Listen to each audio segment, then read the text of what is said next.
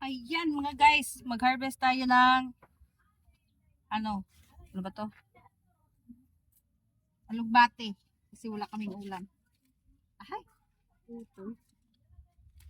Ito yung mga alugbate ko guys dito sa bahay.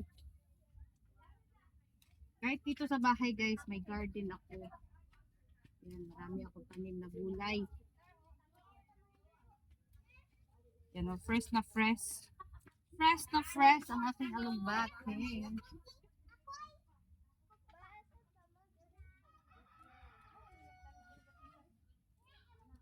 Ayan. Alugbate tayo. Pagkakabot o pitch, halimbawa na pagtalong.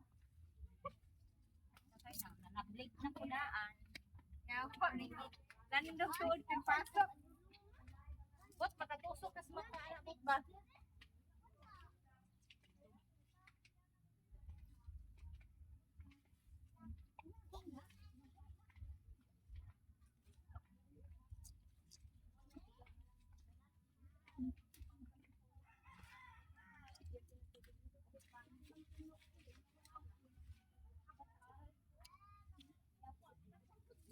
Sus, nagkaputol-putol ra. Ayan guys, may mga talong din ako dito.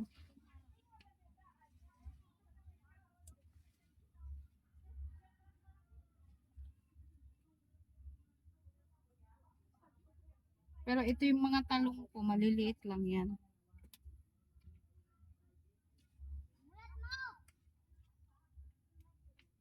Ayan. Maliliit lang. So, ayan guys, oh, marami akong talong. Dito to sa bahay namin, ha. Ayan, bahay naming sira. Ayan. Meron din ako ditong mga sibuyas. Ayan, elepante. Ayan, sibuyas pa rin. At may mga likway din ako. Syempre, hindi talaga mawawala yung gulay.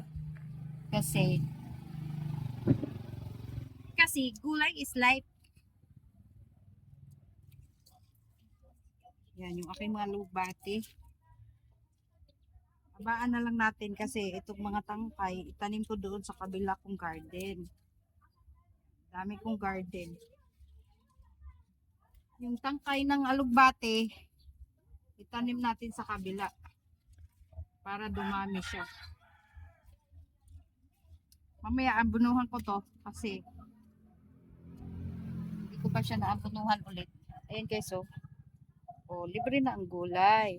Meron din ako dyan mga apali, ubi, ayan, sambong, may kamatis, talong. Ayan yung palibot ng bahay namin, punong-puno ng gulay. At doon naman sa kabila, doon, yan, sa lote, gulay pa rin, kamote,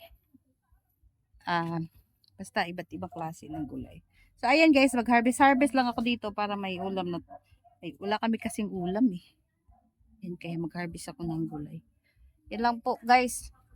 Yan, paki-like naman ang aking video. Thank you so much for watching.